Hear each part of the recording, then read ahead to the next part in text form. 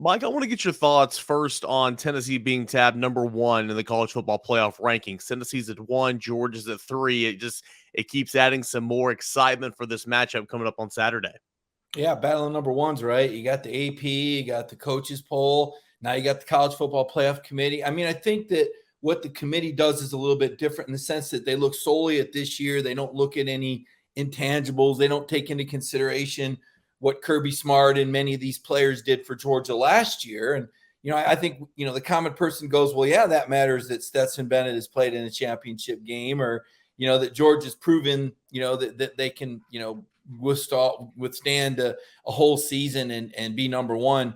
But by the rankings directives, I mean, Tennessee is number one. I mean, you look at, they do have more impressive wins, and the offensive numbers are impressive. Josh Heupel has kind of kept the throttle down and run up the score on some teams so that the statistics are through the ceiling. And that's how you build a resume, right? I mean, this is what the committee has to work with, is total offensive rankings and scoring rankings. And, some of these lopsided scores we've seen Tennessee run up on some of these teams. So I think Tennessee's earned the college football playoff rankings number one spot.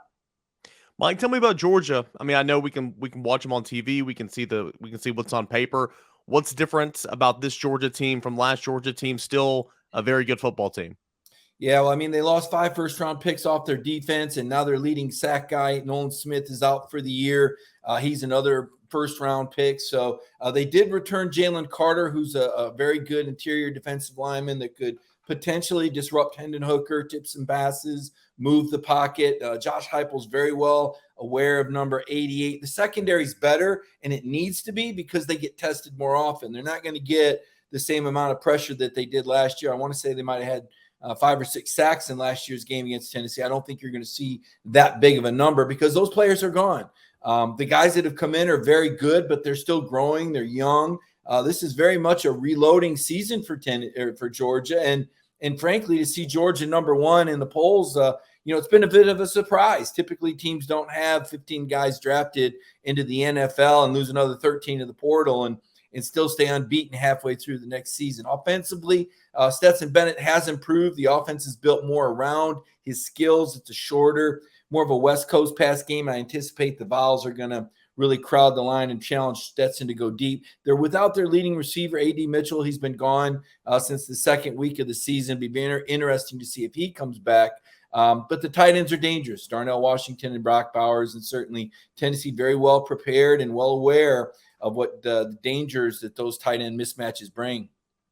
What's going to be the answer for Nolan Smith? Is it going to be a couple of guys that can do some different things in terms of scheme or whatever to try to overcompensate? How are they going to try to answer for the loss of Nolan Smith? Well, I mean, Robert Beal gets plugged in. Robert, interestingly enough, Georgia lost their sacks leader last year after the Florida game, Adam Anderson, and Robert Beal was a fifth-year senior who got plugged in and ended up leading the team in sacks. Now, this year, his sack numbers aren't as high, but he's still on the team. I think he's a 6-year guy like Stetson, and he gets plugged in. So once again, the Robert Beal being asked to answer the call. Not the talent that Nolan is. I mean, very few people are. Nolan was the guy that could, really track quarterbacks down, and this is a big break for Tennessee and Hendon Hooker because of his pursuit skills. Really, maybe unparalleled, maybe other than Alabama linebacker Will Anderson. Nobody else in the SEC really with these kind of pursuit skills. So I think Georgia's still solid there, but they lose that edge of greatness that they had at the position. Tell me about this offensive line. It's much, much, much better than the offensive line Tennessee saw last week in Kentucky. Though, injury question with Mims he plays left tackle. Is that correct? He's actually a backup right tackle. He kind of swings back and forth. Their left tackle's as good as anybody in the league. Broderick Jones, he's a former 5-star. He's kind of came on towards the end of last year. Future first-round kind of guy. They have a very good center, Cedric Van Pran. He's ranked among the top 3 centers in the upcoming NFL draft. They're really big at the guard positions where they have Tate Ratledge and Xavier Truss and Devin Willock. These are all guys, 320 to 340, real, people movers. They haven't maybe been as elite as we saw with some veterans last year, but they've really gotten better as the years progress. And the right tackle, Warren McClendon's a 3-year starter.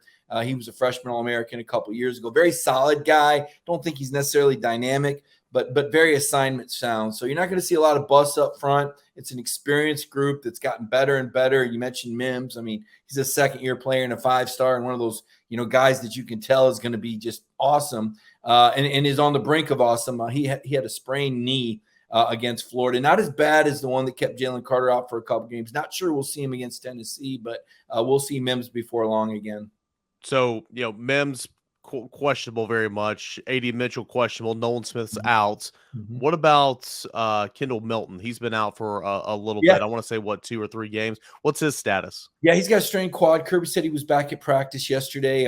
He's obviously a high ceiling back. Hasn't really had a lot of work this year, though. Really, Kenny McIntosh has kind of carried the load. We've seen Dejon Edwards emerge. A lot of people might remind him a little bit of Travis Henry. Runs low to the ground, powerful guy, stocky guy. I'm not saying he's going to have the sort of career that Travis Henry had, but being a smaller, compact, powerful guy who can move the pile. And then they have a freshman named Branson Robinson, I guess in the Jamal Lewis mode. I mean, you see this guy, he looks like a bodybuilder and squatting 600. Only a true freshman, though. I mean, he's got a ways to go before he hits his ceiling, but there's already been a lot of Georgia fans trying to compare him to Nick Chubb. I mean, that's an awful lot. I don't see that yet, but this kid's got a lot of upside and he runs hard.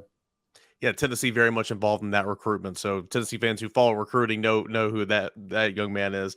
I got 2 more. We can be really quick. I know it hasn't happened an awful lot, but teams who have found success in stopping that dynamic tight end game with Brock Bowers, Darnell Washington, what do they do defensively? How do you take some of that threat away? Well, you don't take them away. You get to Stetson Bennett, right? No. You got to get to Stetson Bennett. You got to confuse him. You got to overwhelm the line. You got to, as I said, play that press coverage on the outside and play that press coverage on, and have some players. I mean, I don't know who the players are, Eric. I don't know who the guy is that you say you get to cover the 6'7", 280-pound guy, and you get to cover the 6'3", 240 guy that runs like a deer and jumps out of the gym. I don't know what your safeties look like. I don't know who gets those assignments. But regardless, you got to get pressure on Stetson Bennett. You got to keep him contained in the pocket, whereas Georgia's trying to push Hendon Hooker off platform. Tennessee, Florida, these other teams, they want to keep Bennett in the pocket. Don't let him get outside. That's where Stetson makes his plays. So, and it's no secret. I mean, they've had a whole season of this. I'm not telling anybody anything they don't know. Stetson's better when they move the pocket and run bootlegs and waggles and get him out there in space where he can see the field, as most quarterbacks are, versus in the pocket where maybe his stature changes the arc that he has to throw. I mean, there's a lot of 6'5", 6'7" guys in the trenches, and it's a little bit harder with the passing lanes and more anticipation needed. So I think you're going to see Tennessee try to keep Stetson contained in the pocket, bring some pressure, maybe confuse him with some different looks. And then finally, I mean, on Stetson Bennett right there, what is he doing? Excuse me. That is better than last year. How has he improved? And obviously that entire offense has improved because it's number 2 right behind Tennessee in total offense and explosive offense and in the country. It's a good unit. Yeah, they're actually better than Tennessee in first downs and third down conversion rate and red zone offense. But I guess the selection committee only looks at a couple of stats. They can choose what they want to look at, and that's fine. You've got to draw the line somewhere. But what he does well, he's improved his throwing. I mean, he's improved his footwork and his mechanics are better.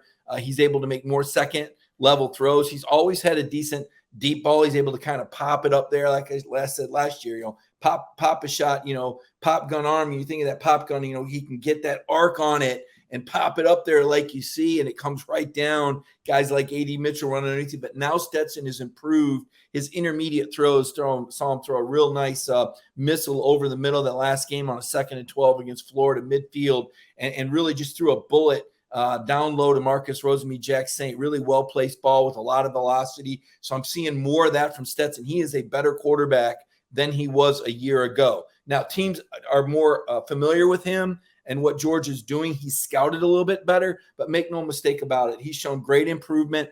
Certainly his experience helps a lot. And he's a guy that can hurt you with his feet. Tennessee found that out last year, and Heupel brought that up. Hey, this is a guy that changed the game with some of his runs. So Stetson's got all those things going for him.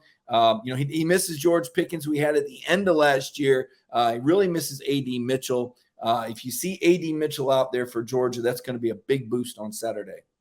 Mike Griffith, Dawg Nation. Appreciate it, man. Thanks so much. You got it, Eric. Thanks, man.